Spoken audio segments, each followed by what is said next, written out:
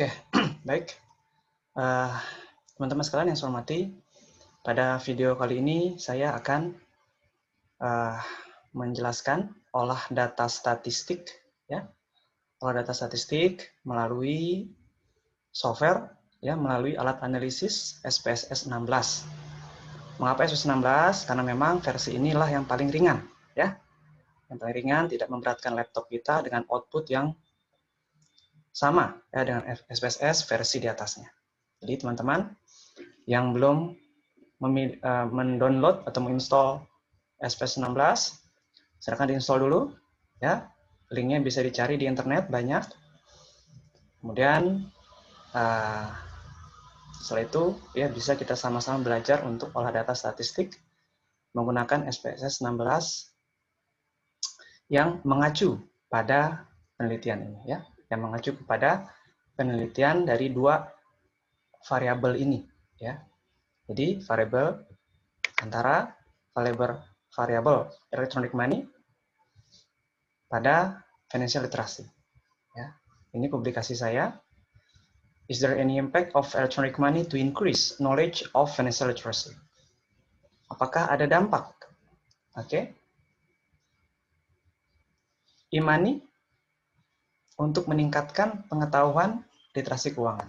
Oke, jadi penelitian ini sangat sederhana, hanya menggunakan dua variabel untuk mengetahui apakah ada pengaruhnya antara penggunaan e-money terhadap peningkatan pengetahuan literasi keuangan pada masa pandemi COVID-19 di Kota Pontianak. Jadi hanya ada dua variabel saja. Variabel e-money, oke, sebagai variabel bebas atau independen terhadap variabel financial literasi ataupun literasi keuangan, ya, sebagai variabel dependen ataupun terikat. Oke.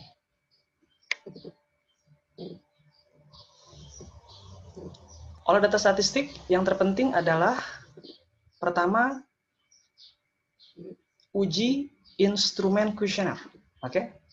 Uji instrumen kuesioner. Ya, kita bisa ya lompat saja ke bab pembahasan, ya. Saya tidak akan menerangkan pendahuluan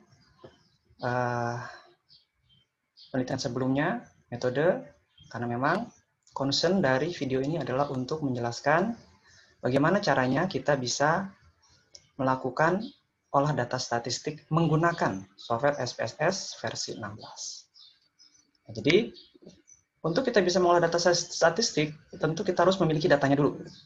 Ya. Datanya dulu yang akan digunakan untuk kita melakukan proses olah data. Pertanyaan-pertanyaan yang digunakan, ya, dalam penelitian ini ada 5, oke? Ada 5 pertanyaan yang harus dijawab oleh responden. Ini, ya, ada 5.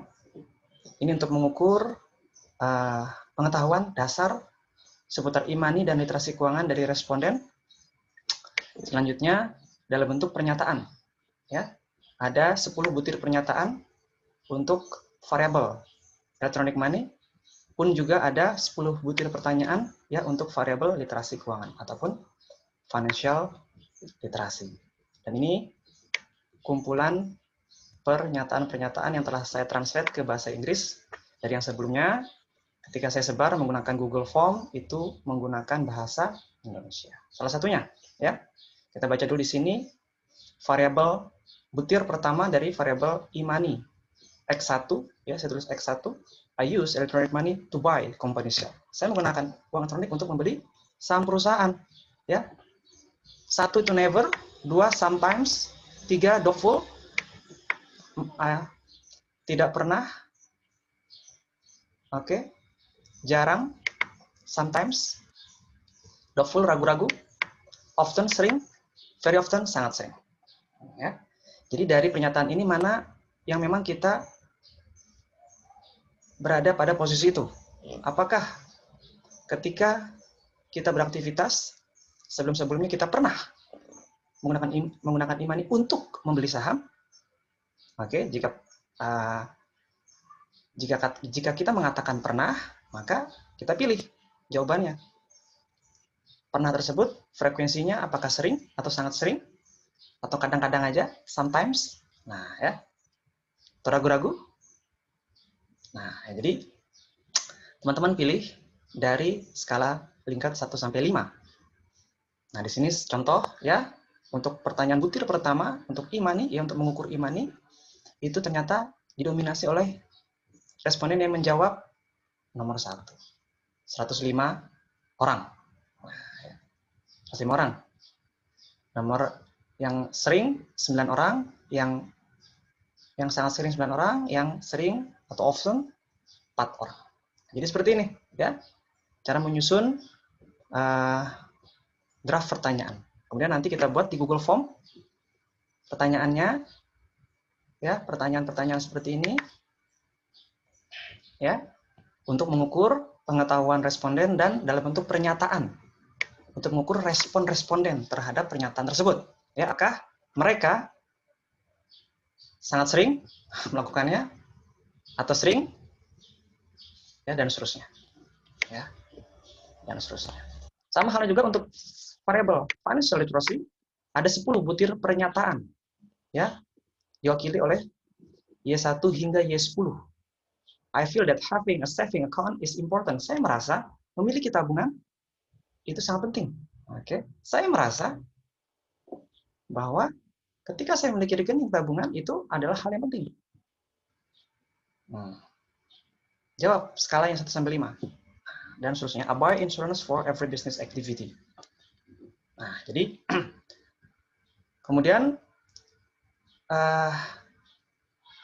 mari kita olah datanya ya, sekilas pada video ini. Kita buka software SPSS 16. Harapannya teman-teman telah menginstal software tersebut sehingga teman-teman secara real time atau live dengan menonton video ini juga sambil mengolah data, ya, sambil mengolah data sehingga bisa langsung dipraktikkan.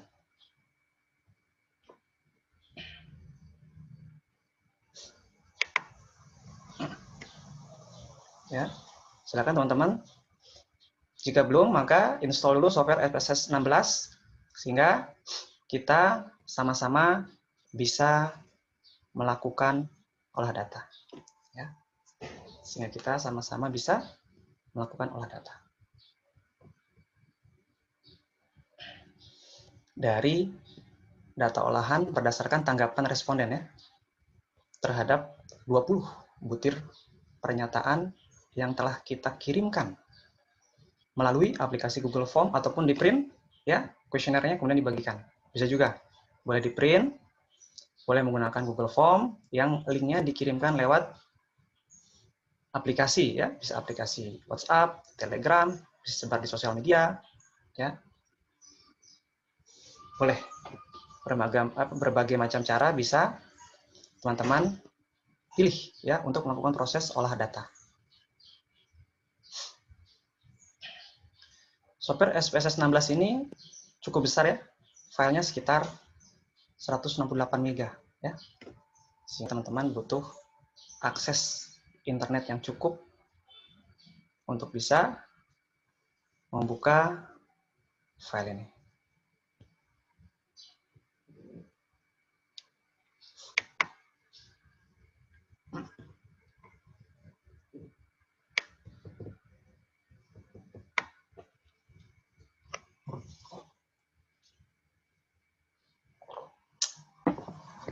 Tunggu sebentar ya, ini softwarenya sedang saya buka dulu.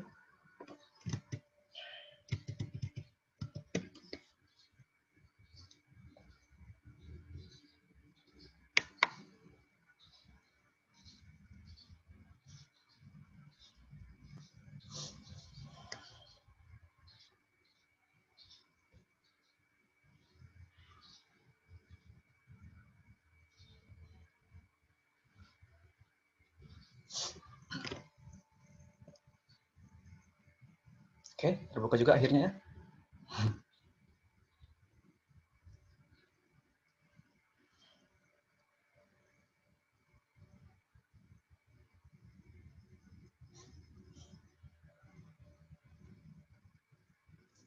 Oke, ini kita tutup saja. Baru habis itu kita impor datanya pada file Excel yang telah kita tabulasi, ya. Karena di sini sudah saya simpan, maka saya tinggal membuka datanya saja. Jadi teman-teman bisa juga diimpor ataupun lewat copy ya, di copy file Excel-nya kemudian di paste pada SPSS. Sama saja.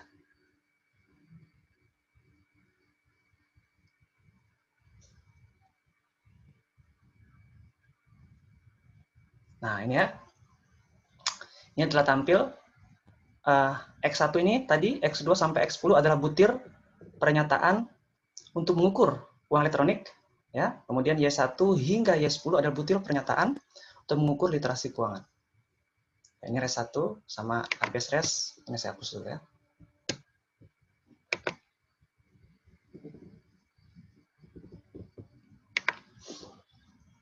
Ya, jadi ada 20 butir pernyataan yang akan kita gunakan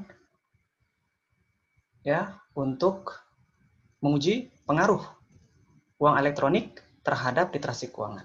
Apakah e-money berpengaruh signifikan terhadap financial literacy? Nah, ya. Di sini butir-butir pernyataannya. 4 ini artinya sering, ya. 5 artinya sangat sering. Oke. 3 artinya ragu-ragu, ya. 2 artinya kadang-kadang. 1 tidak pernah. Oke, ini maksudnya. Ketika mereka membaca pernyataan ini, oke. Ketika mereka membaca pernyataan ini yang telah saya translate ke bahasa Indonesia, mereka kemudian merespon, responden merespon dari pernyataan yang disampaikan. Apakah mereka sering melakukannya atau sering, ya? Apakah mereka sangat sering atau sering, atau ragu-ragu, tengah-tengah, atau kadang-kadang aja, atau bahkan tidak pernah. Nah, ya. Dari butir-butir pernyataan ini maka mereka menjawab yang diukur menggunakan skala Likert yang 1 sampai 5, dengan 5 itu adalah sangat sering dan 1 tidak pernah. Ini adalah jawabannya. Di sini ini adalah jumlahnya ya. Uang elektronik ini jumlah akumulasi 4. Tambah ini sampai 40. Oke, ini juga sama. Ya. 31 akumulasi, 3 tambah 4 tambah 2 tambah 5 dapatlah 31. Ini juga sama, 3 tambah 2 tambah dapatlah 35. Sampai total responden 137 responden. Yang terpenting adalah kita uji instrumen kuesioner, ya, sesuai dengan tahapan penelitian, ya. Kita menggunakan data primer, kemudian maka kaidahnya kita melalui tahapan uji instrumen kuesioner. Apakah kuesioner yang kita sebarkan itu valid atau tidak? Nah, ya. Apa kuesioner yang kita sebarkan itu valid atau tidak? Namanya validity test, uji validitas. Cara bagaimana? Cara seperti ini. Ya. Untuk uji validitas, cara seperti apa? Cara seperti ini. File, analyze, ya. Analyze, compare means. Oke. Analyze, compare means.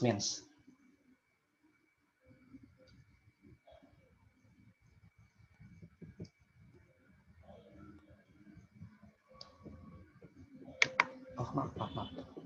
Analyze, correlate, bivariate. Yes, sorry ya. Analyze, correlate, bivariate.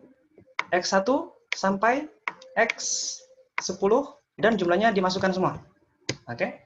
X1 sampai X10 dan jumlahnya ini dimasukkan semua. Baru kita pilih yang ke kanan. Nah, ini menggunakan correlation coefficient Pearson. Ini two tails. Di checklist. Ini pakai default semua. Kita langsung oke kan.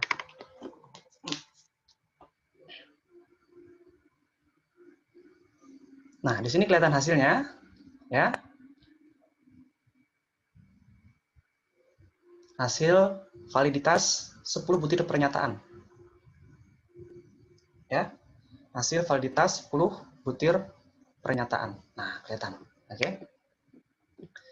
Apabila ada yang tidak signifikan itu akan tercermin dari nilai ininya ya, seek to tails-nya. Seek to tail-nya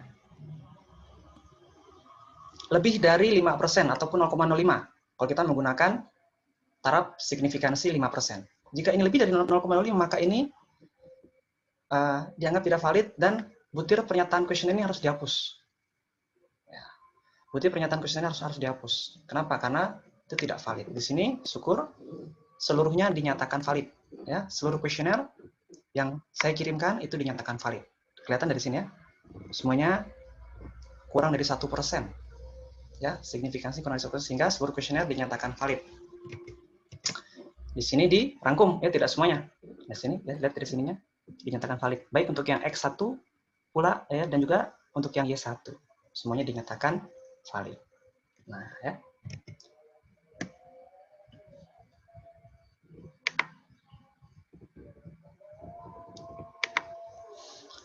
Kemudian untuk yang Y1 juga sama, ya. Yang Y1 tinggal correlate, bivariate, ini direset dulu.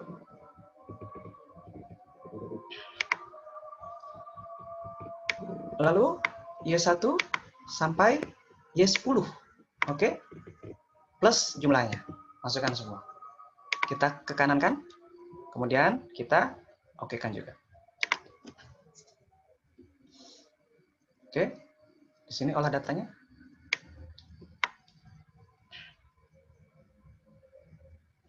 Nah, ya, sini muncul. Untuk yang Y1, ya, untuk yang literasi keuangan. Kita lihat di sini. Oke, saya harus pause dulu ya. Sedang ada aja.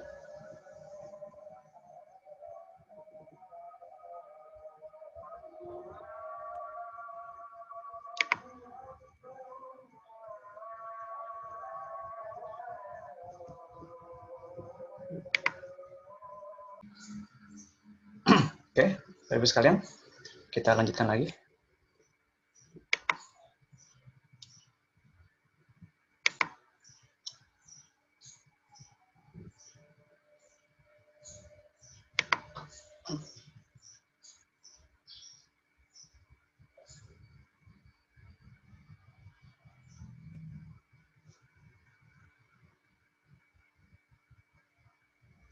Oke, tadi kita sampai uji validitas ya, di mana tadi kita telah melakukan olah data untuk yang imani ya, variabel butir variabel X1 sampai X10, kemudian sekarang butir variabel Y1 sampai Y10 ya. Untuk literasi keuangan di sini kelihatan bahwa memang semuanya dinyatakan signifikan ya. Di sini lihat di sini ya, dinyatakan signifikan kurang dari 1% ataupun kurang dari 0,01. Sini ya, kurang dari signifikan, kurang dari 1% ya. Sehingga di sini di penelitian saya sampaikan juga ya, saya cantumkan juga untuk yang X1 di sini semuanya signifikan ya. Untuk yang Y juga sama, semuanya dinyatakan signifikan. Nah, setelah kita melakukan uji validitas, yang kedua adalah uji reliabilitas ya. Yang kedua adalah uji reliabilitas. Cara bagaimana? Caranya sebagai berikut ya. Analyze, scale, reliability analysis. Oke. Kita masukkan X1 sampai X10 saja ya. Yang uang elektronik nggak usah dimasukkan. Kalau yang tadi kan termasuk imaninya. Untuk yang uji reliabilitas cukup X1 sampai X10 butir pernyataan dimasukkan. Klik sini. Ini model alpha, kita pakai default saja. Baru kita okekan. Nanti akan kelihatan berapa angka reliabilitasnya. Oke. Berapa angka Cronbach alfanya. Nah, di sini ada N 10 item, ada 10 item butir pernyataan 0,862. Ya. 0,862. Nah, sini. Ya. 0,862. Oke. Ini untuk yang Y ya, Y-nya 0,862. Untuk yang literasi keuangan. Hal yang sama juga kita lakukan untuk yang X-nya. Oke. Analyze. Scale, ya. Reliability analysis. Nah, di sini.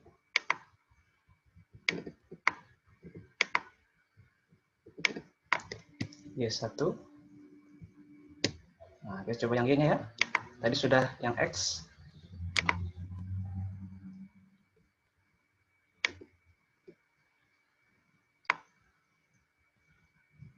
Oke. 0,891. Oke, 0,891. Ya, ini saya terbalik nih. Ya, saya terbalik. Harusnya 0,891 ini untuk yang Y, ya. 0,862 ini untuk yang X. Kurang teliti saya. Ini terbalik ini keliru. Ini harus diperbaiki ya. Jadi tadi jika koron bah alfanya lebih dari 0,7 maka dinyatakan reliable, ya. Jika koron bah alfa di sini nilai-nilai ini lebih dari 0,7 maka dinyatakan reliable menurut buku Ghazali, ya, pada tahun 2016. Sama juga tadi untuk yang data validitas, jika signifikansinya kurang dari 1%, maka dinyatakan valid menurut Ghazali pada tahun 2016. Ya, buku Imam Ghazali, guru besar dari Universitas Diponegoro. Ya, bukunya banyak sekali. Ini buku tentang SPSS. Jadi saya kira cukup dulu ya video kali ini, tutorial tentang uji instrumen kuesioner, yaitu uji validitas dan reliabilitas. Sampai berjumpa lagi pada video selanjutnya. Terima kasih.